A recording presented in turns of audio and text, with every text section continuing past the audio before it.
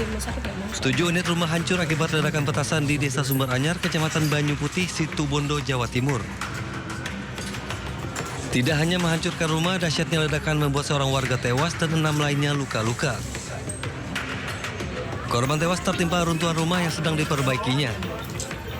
Polisi datang ke lokasi melakukan olah TKP dan memasang garis polisi. Petugas menemukan petasan berdiameter 4 cm dan panjang 15 cm dan masih melakukan penyisiran di lokasi kejadian. Setelah adanya laporan, Pak Kapolsek langsung mendatangi TKP dan menemukan beberapa buah petasan yang cukup besar, kemungkinan sekitar 15 cm dengan diameter 3 cm. Kemudian itu yang sudah sempat diamankan dan semoga tidak meledak. Untuk sisanya yang lain seperti disampaikan tadi belum bisa kita pastikan. Takutnya masih ada sisa bahan peledak di dalam situ. Korban tewas diotopsi di rumah sakit sebelum diserahkan ke pihak keluarga. Sementara 6 korban luka bakar dirawat di RSUD Asam Bagus dan RSUD Dr. Abdur Situbondo. Dari Situbondo, Jawa Timur, Rizky Amirul Ahmad, iNews melaporkan. Pemirsa, rumah milik Wakil Presiden ke-10 dan 12 Yusuf Kala di kawasan Dharma Wangsa, Kebayoran Baru, Jakarta Selatan ditabrak mobil. Akibat kecelakaan ini, mobil dan pagar rumah rusak parah.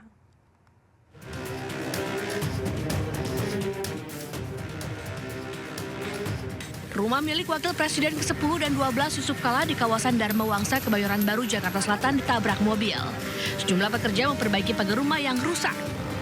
Menurut penjaga, rumah tersebut kini diisi oleh anak Yusuf Kala. Sebelumnya, mobil melaju dari arah Kemang menuju Dharma Wangsa. Pengemudi merupakan seorang wanita berusia 30 tahunan. Jadi mobil ini dari arah Kemang. Ya mungkin kondisi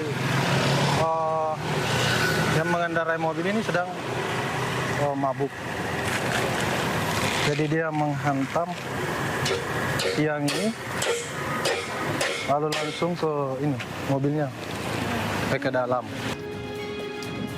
Sementara itu, menurut polisi, pengendara tidak dalam kondisi mabuk, namun mengantuk hingga tidak bisa mengendalikan kendaraannya. Yang mana pengemudi pada waktu itu kondisi dalam keadaan ngantuk, kemudian out control, sehingga terjadilah kecelakaan menabrak bagian daripada pembatas rumah, yaitu pagar.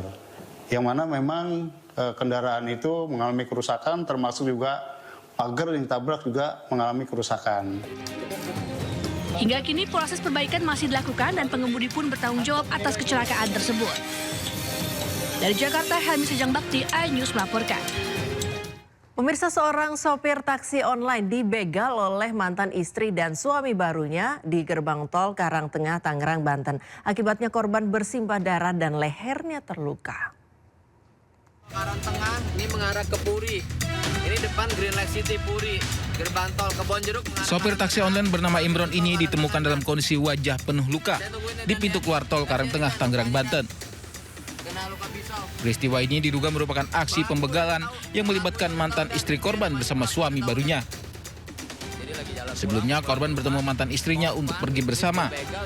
Namun ketika sedang berada di SPBU Jakarta Barat, korban justru bertemu dengan suami baru mantan istrinya. Ketiganya kemudian berkendara di satu mobil yang sama. Di dalam mobil terjadi cekcok antara ketiganya hingga berujung penganiayaan. Korban dicekik dengan tambang oleh mantan istrinya sendiri, sementara suami barunya melakukan penikaman. Dalam kondisi terluka, korban berhasil meloloskan diri dari dalam mobil meski mobilnya dibawa kabur kedua pelaku. Nah, begitu sampai exit tol gerbang tol Karangtengah ini, tiba-tiba dia dicekek pakai tali tambang. Berarti ini udah niat. Kalau saya lihat ini berarti ini orang udah niat nih. Udah niat mau melakukan mungkin pencurian, pembunuhan berencana bisa loh. Ada tali tambang, ada pisau. Udah mendukung. Waduh, ini cerita tuh ada tambang di sini. Lehernya makanya luka. Ada tambang. Lalu pas dicekek sama ceweknya itu dari belakang, dagingnya keluar pisau. Jadi dia jarinya nggak buntung, cuman sobek. Jarinya sobek, nahan pisau. Kalau nggak ditahan, kena leher dia. Nah itu bikin darah dia baju sini. Udah. Pihak kepolisian sektor Ciledug belum memberikan keterangan resmi terkait peristiwa ini. Namun berdasarkan informasi saksi, kedua pelaku telah diamankan polisi. Dari Tangerang, Banten, Sukron, iNews melaporkan. Sopir truk kontainer ditetapkan menjadi tersangka dalam kasus kecelakaan lalu lintas usai truknya menimpa sedan yang berisi satu keluarga di Karawang, Jawa Barat. Sementara jalan yang menjadi lokasi kecelakaan ditutup permanen.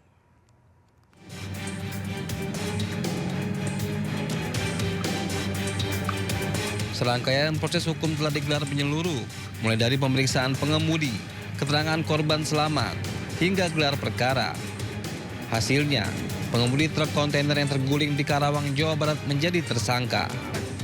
Sopir truk ini pun telah ditahan untuk pemeriksaan intensif. Kontainer berinisial HW telah kami tetapkan sebagai tersangka pada 16 Februari 2026 dalam perkara kecelakaan lalu lintas yang terjadi di Jalan Raya Tanggul Rawabagus, Desa Kondang Jaya, Kecamatan Karawang Timur pada tanggal 15 Februari tahun 2026. Selain menetapkan tersangka, atas permintaan warga sekitar, lokasi kejadian kini ditutup permanen. Penutupan dilakukan agar tidak kembali menelan korban jiwa.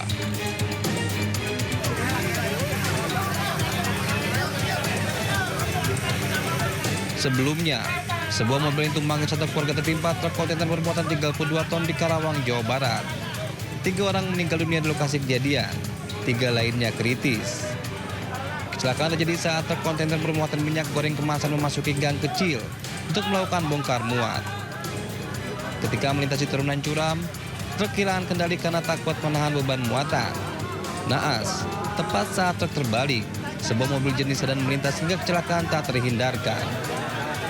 Dari Karawang, Jawa Barat, Rudi Setiawan, iNews melaporkan. Hujan deras di Gunung Kidul, Yogyakarta menyebabkan banjir yang membawa material kayu dan batu besar. Akibat kejadian ini setidaknya 15 rumah mengalami kerusakan.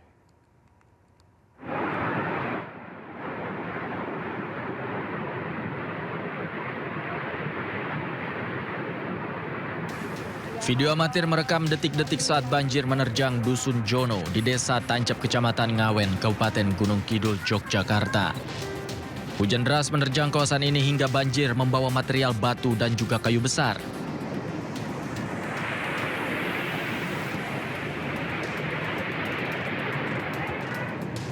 Usai banjir, warga bahu-membahu membersihkan rumah mereka dari material tanah, batu, dan juga kayu.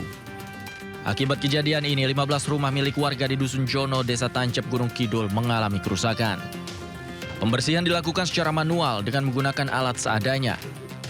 Warga berharap bisa mendapatkan bantuan dari pemerintah dan semoga kejadian ini tidak kembali terjadi. Dari Gunung Kidul, Yogyakarta, Kismaya Wibowo, iNews melaporkan. Pemirsa, kita ke informasi selanjutnya tentang banjir Grobogan.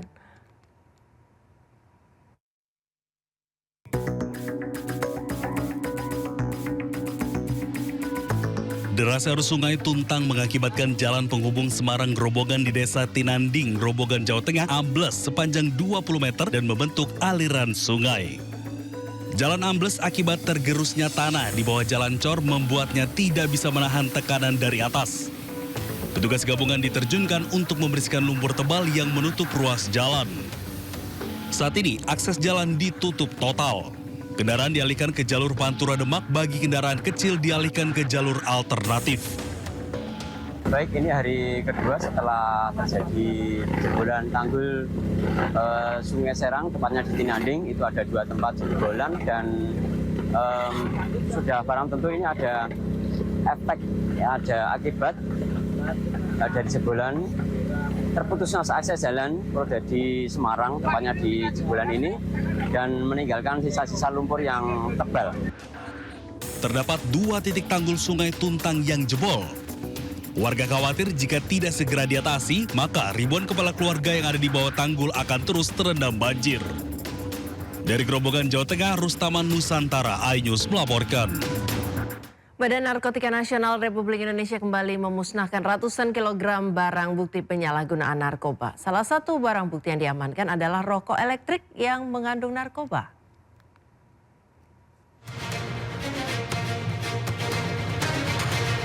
Lebih dari 100 kg barang bukti narkoba yang dimusnahkan ini merupakan hasil pengungkapan oleh Badan Narkotika Nasional Republik Indonesia pada periode Januari 2026. Dari total 102 kg barang bukti yang dimusnahkan, diantaranya terdiri dari 99 kg sabu, 889 gram ganja, 953 gram tembakau berkandungan ganja sintetis padat, dan 960 ml narkoba sintetis cair.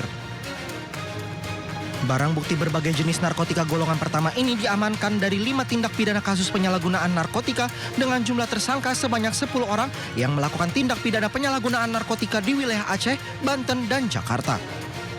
Dari 438 sampel uji di dalam penelitian kami, itu 23,97% itu mengandung narkoba.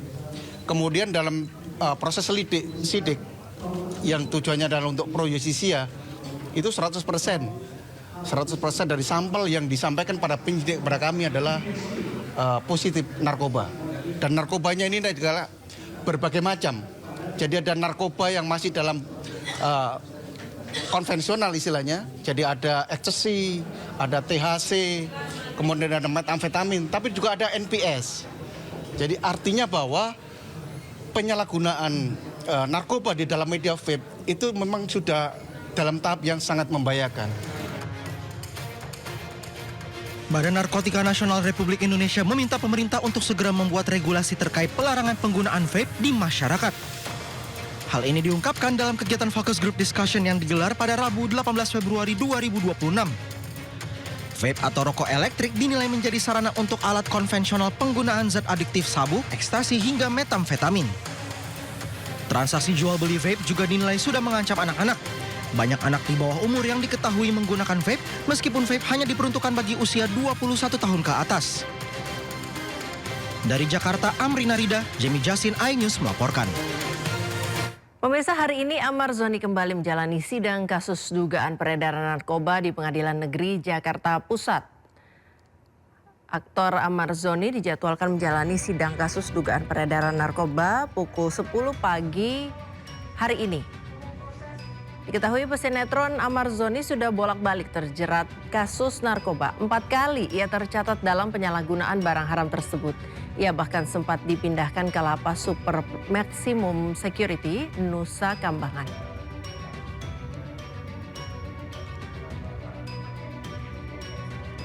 Mantan Menteri Perhubungan Budi Karya Sumadi dipanggil penyidik KPK terkait pengusutan kasus dugaan korupsi jalur kereta api pada Direktorat Jenderal Perkeretaapian yang menyeret Bupati Pati Sudewo.